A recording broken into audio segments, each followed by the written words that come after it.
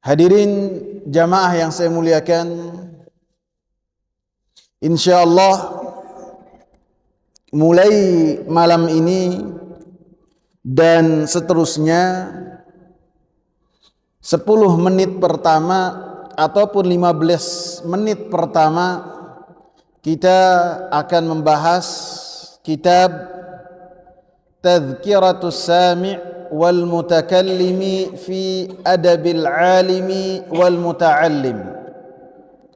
Peringatan buat orang yang mendengar dan berbicara yang berkaitan dengan adab orang alim dan adab orang yang belajar.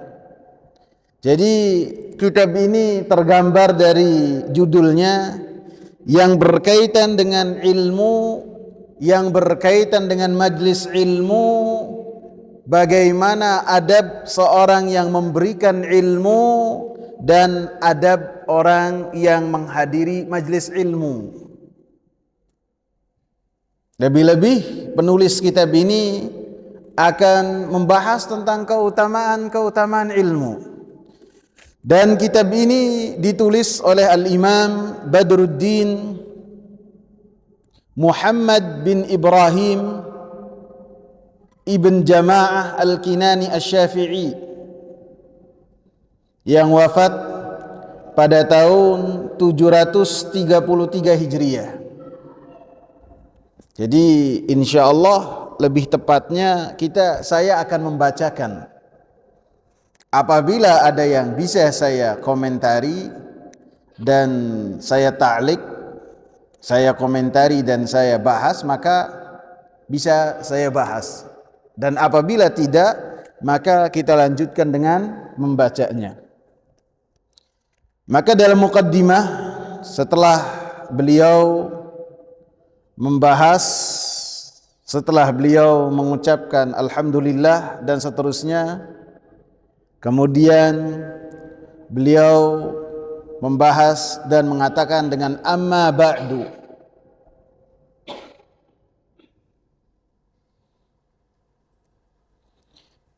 Beliau mengatakan husnul adab alladhi syahida syar'u wal aqlu bifadlihi wattafaqatil ara'u wal alsinatu ala syukri ahlihi.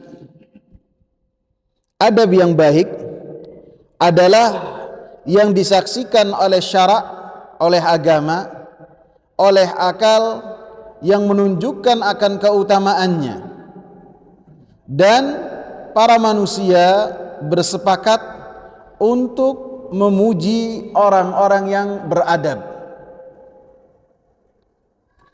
Kemudian beliau mengatakan, wa inna ahaqqan nasi bihadhihi alhaslatil jamilah wa awlahum bihiyazati hadhihi almartabatil jalilah ahlul ilmi.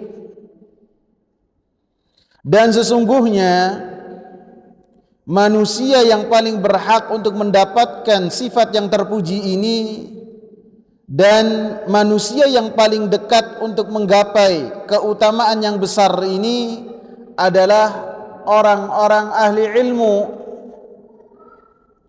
alladzina hallu bihi dzurwatal majdi wassana. Karena ahli ilmu adalah mereka-mereka yang telah mencapai dengan ilmu tersebut puncak ketinggian dan puncak kemuliaan. Wa ahrazu bihi qasabatis sabqi ila wirathatil anbiya. Dan mereka mendapatkan kemenangan dengan mereka menjadi orang-orang yang termasuk dari pewaris-pewaris para nabi. Li'ilmihim bimakarimi akhlaqin nabi sallallahu alaihi wasallam wa adabihi. Karena para ulama mereka mengetahui kemuliaan-kemuliaan akhlak nabi dan adab-adabnya nabi. Wa husni siratil a'immatil athhari min ahli baitihi wa ashabihi wa bima kana alaihi a'immatu ulama'is salaf waqtada bihadyihim fihi masyayikhul khalaf. Dan para ulama mereka mendapatkan keutamaan tersebut karena mereka mengetahui kebaikan dari biografi para imam, baik para imam dari keluarganya Nabi sallallahu alaihi wasallam ataupun dari sahabat-sahabat yang lainnya. Dan mereka pun para ulama mengetahui perkara-perkara yang disepakati oleh para a'immah, para imam dari ulama salaf, sehingga mereka bersuri tauladan dengan metode mereka, sehingga para ulama, para masyayikh yang sesudahnya mengikuti jejak para salaf. Jadi dalam muqaddimah ini Al-Imam Badruddin Ibn Jamaah menyebutkan bahwasanya adab yang baik adalah yang adab tersebut telah disepakati oleh agama dan oleh akal, dan para manusia bersepakat dengan hal tersebut. Dan orang-orang yang paling di depan untuk mengetahui tentang adab, baik itu adab yang berkaitan dengan ilmu ataupun lainnya, adalah ahli ilmu itu sendiri. Karena ahli ilmu mereka mengenal tentang akhlak Nabi, tentang adab-adabnya, dan mengenal tentang biografi para ulama, sehingga para ulama-ulama yang sesudahnya mengikuti jejak langkah para ulama terdahulu. Apa yang telah mereka lakukan, maka para ulama sesudahnya mengikuti hal tersebut, sehingga para ulama lah yang paling di depan untuk memperhatikan tentang adab, untuk mengingatkan umat tentang adab, dan mereka pun mengamalkan tentang adab. Lebih-lebih yang berkaitan dengan adab-adab yang berkaitan dengan ilmu, karena kitab ini membahas tentang apa? Tentang adab orang-orang yang mereka menuntut ilmu, dan adab-adab orang-orang yang menyampaikan ilmu. Sehingga yang diprioritaskan oleh Badruddin Ibn Jamaah tentang ahli ilmu. Kemudian beliau membawakan perkataan sebagian ulama. Berkata Al-Imam Ibn Sirin rahimahullah, kanu yata'allamuna al-hadya kama yata'allamuna al-ilma. Bahwasanya para ulama terdahulu, kata Imam Ibn Sirin, para orang-orang yang terdahulu, mereka sebelumnya mempelajari tentang adab, tentang akhlak, sebelum mereka masuk ke dalam ilmu. Mereka mempelajari tentang adab, bagaimana adab, bagaimana akhlak, sehingga mereka mengamalkannya sebelum mereka membahas tentang ilmu dengan berbagai cabangnya. Bahkan disebutkan di dalam majlisnya Al-Imam Ahmad ibn Hanbal, disebutkan majlis yang sangat banyak sekali, lebih dari 10.000 yang mencatat.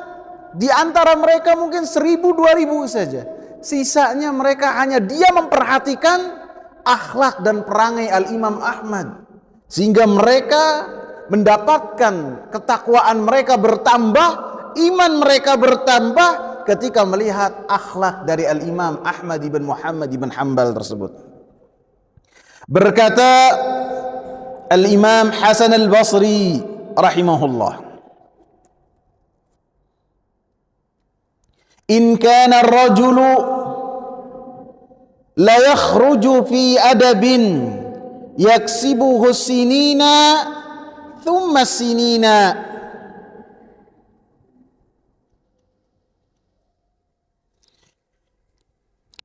Adalah seseorang sesungguhnya dia keluar untuk mendapatkan adab, untuk mempelajari adab dan akhlak. Yaksibuhu sinin, ia dapatkan dengan cara bertahun-tahun. Tidak satu halaqah, tidak dua halaqah, akan tetapi bertahun-tahun dia mempelajari adab, mempelajari akhlak. Karena mereka memahami bahwasanya akhlak ini dan adab ini memiliki keutamaan yang luar biasa. Wa qala Sufyan ibn Uyainah. Ini baru muqaddimah ikhwan. Berkata Imam Sufyan ibn Uyainah, "Inna Rasulullah sallallahu alaihi wasallam huwal mizanul akbaru." Sesungguhnya Rasulullah sallallahu alaihi wasallam, beliau adalah barometer yang paling tepat, timbangan yang paling besar. Wa alaihi tu'radul asya'u, dan terhadap Rasulullah sallallahu alaihi wasallam dibandingkan setiap perkataan, setiap perkara, ala khuluqihi wa siratihi wa hadyihi.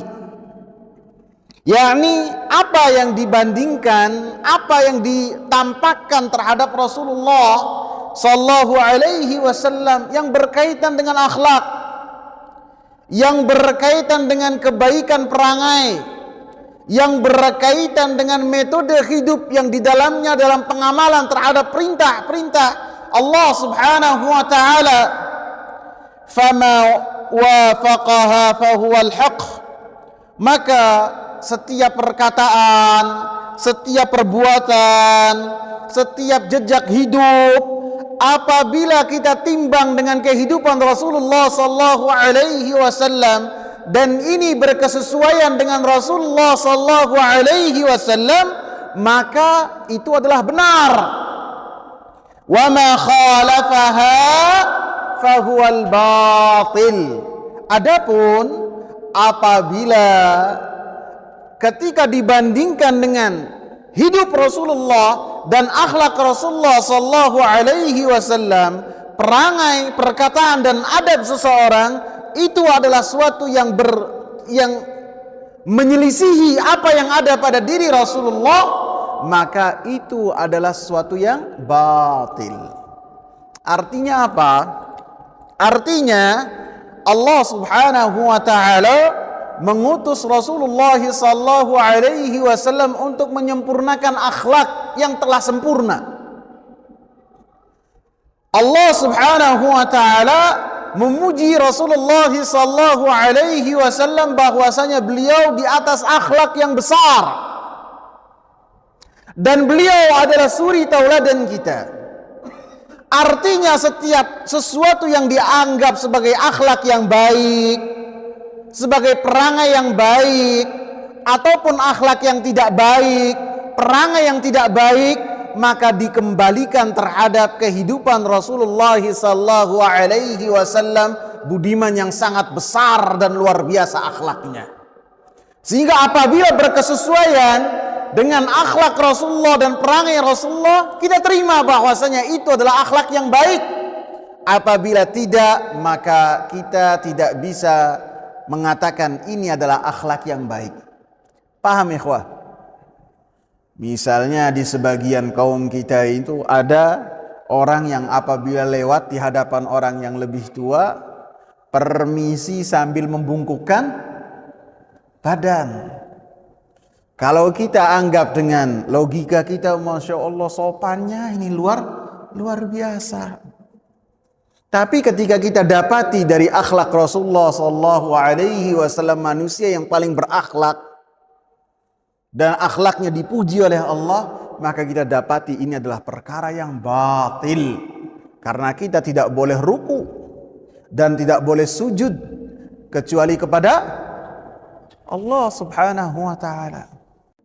Dan ini kita bandingkan dengan apa yang telah ada pada Rasulullah sallallahu alaihi wasallam, dan itu semua adalah perkara yang batil.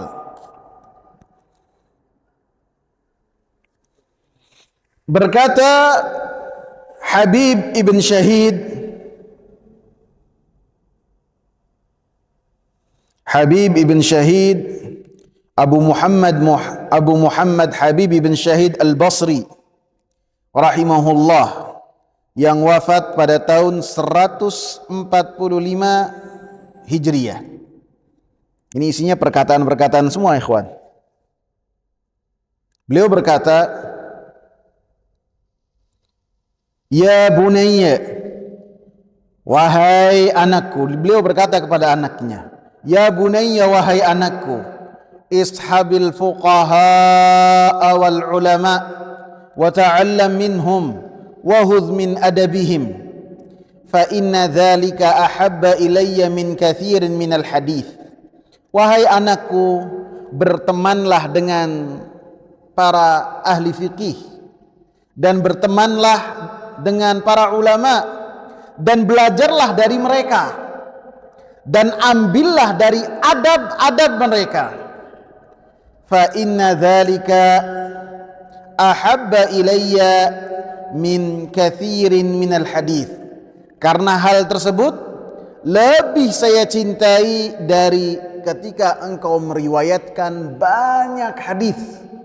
Harus diprioritaskan mengambil adab terlebih dahulu dan setelahnya belajar hadis, belajar perkara-perkara fikih dari ulama, belajar tentang yang berkaitan dengan perkataan-perkataan Nabi dan perkataan-perkataan Allah. Akan tapi yang pertama yang dibahas harus yang berkaitan dengan adab terlebih dahulu. Wallahu ta'ala a'lam.